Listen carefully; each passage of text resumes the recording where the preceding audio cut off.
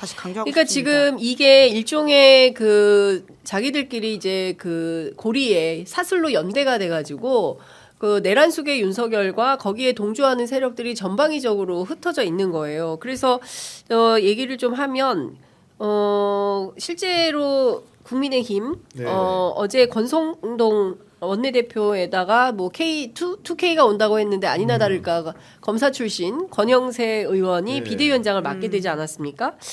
그래서 당 내부 사정 관련한 보도를 보니까 아 지역에 가면 힘내라 사람들이 더 많다.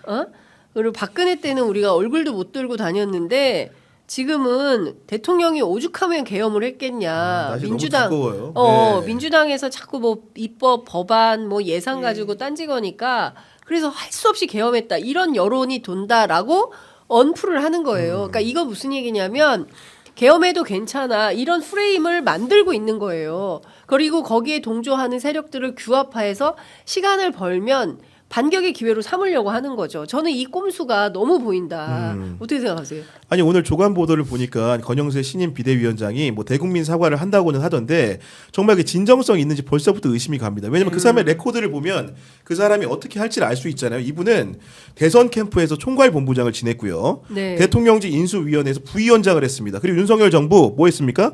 초대 통일부 장관을 하신 분이에요. 맞습니다. 그냥 뭐 친윤도 아니고 찐윤에 속하는 것이고 찐윤이요, 찐윤. 권성동 원내대표 또 어떤 분입니까? 대선 후보 때 비서실장하고 초대 원내대표 한 겁니다. 집권기에. 네. 그런 상황에서 쌍두마차가 결국은 윤석열 휘하에 있는 사람들이 쌍두마차가 된 거예요. 그러면 이 사람들의 역할이 한 건 뭐겠습니까? 결국 탄핵을 기각하기 위해서 노력하고 수사 특검을 통한 수사를 막게 하고 이런 부분들에 집중될 수밖에 없는 것이기 때문에 네. 내란을 통해서 피해 입은 국민들에 대한 생각은 안중에도 없는 인선이다 이렇게 생각을 합니다. 네, 그러니까요. 그러니까 지금 보면 국민의힘 내부 사정이 좀 밝으실 것 같은데 김은지 기자님 어떤 분위기인 거예요? 밝아야 될 네. 텐데요. 아니 근데 저는 사실 예. 답답한 게 국민의힘이 85명이 똘똘 뭉쳐가지고 네. 윤석열 지키기에 나서고 있는 거 아닙니까? 사실상 명실상부 도로 친윤당이 된 거예요. 그리고 이 시대의 인식은 민정당 수준 전두환 노태우 시절로 돌아간 겁니다. 그래서 독재도 괜찮아 계엄이 뭐가 문제야? 그래서 피를 봤어 안 봤으니 아무것도 아니야. 네. 한번 경고성으로 해본 거야. 이런 소리를 하고 있는 거예요. 근데 그 계획들을 지금 우리가 조금부터 얘기를 하겠지만 기가 막힌 내용들이 너무 많은 거 아니? 실행을 정말 했더라면 네. 그러면 진짜 저는 어제 제가 그래가지고 그 캄보디아를 계속 살펴보게 돼요. 이 사람이 꿈꾸었던 게 폴포트였나? 막 이런 생각까지 드는 거예요. 네. 네. 그 지금 국민의힘 상황에 대해서는 사실 뭐 대부분의 분들이 이해 못하실 거라고 보고요. 그러다 보니까 유승민 전 원내대표가 했던 이야기가 그 탄핵이 바닥인 줄 알았더니 탄핵 이유가 더 과관이다라는 식의 이야기를 하고 있습니다. 네. 사실 지금 국민의힘이 이 내란과 동조되어 있는 모습들을 계속 끊임없이 보여준다는 측면에선 사실 이게 왜 저러는지에 대한 이렇게 해석이 중요한가라는 생각이 들 정도예요. 그러니까 네. 버티면 이긴다 그 생각이겠죠. 결과적으로는 우리는 버티면 언젠가는 다시 국민들이 잊는다. 윤상현 의원의 이야기가 굉장히 적나라하지 않습니까? 그렇습니다. 예. 1년 지나면 국민들 까먹고 다시 네. 뽑아주더라. 예. 그러니까 지금 좀 힘들더라도 예. 2016년 탄핵 때처럼 예. 분열하지 말고 우리 뭉쳐있자. 예. 이 마인드일 텐데요. 아니 저는 그때랑 다릅니다. 몽둥이가 약이다. 저는 예.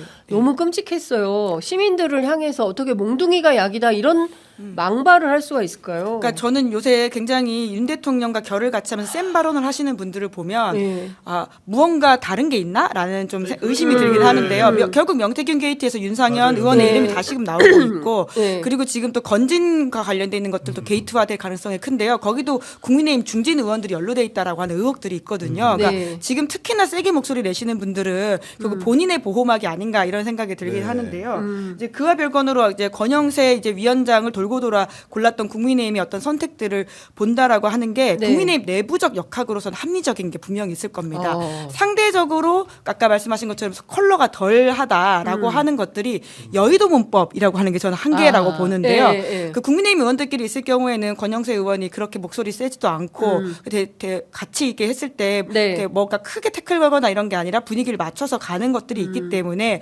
상대적으로 색깔이 맞고 그리고는 뭐 합리적이다라고 네. 하는 평가받을 수 있을 거라고 네. 보는데요. 네. 그게 지금 현 상황을 착각하고 있는 전형적인 여의도 문법이라고 하는 건데요. 결국은 권영세 의원은 윤석열 대통령 탄핵에 반대했던 사람입니다. 뿐만 아니라 계엄해제 당일날 어디 있었는지가 오마이뉴스 보도에 따르면 아직도 불투명하다라는 네. 것이거든요. 예, 예.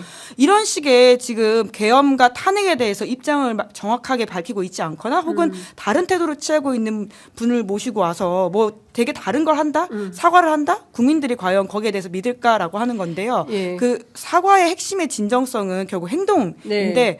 그러면 윤 대통령을 제명하고 그리고 지금 국민의힘 의원들이 대체적으로 내란죄에 대해서 그걸 확정적으로 말하면 안 된다는 주장을 하고 있는데 거기에 대해서 선을 그을 수 있고 네. 그런 의원들에 대해서 징계할 수 있느냐를 봤을 때는 과연 그럴까라는 네. 거죠. 그렇죠.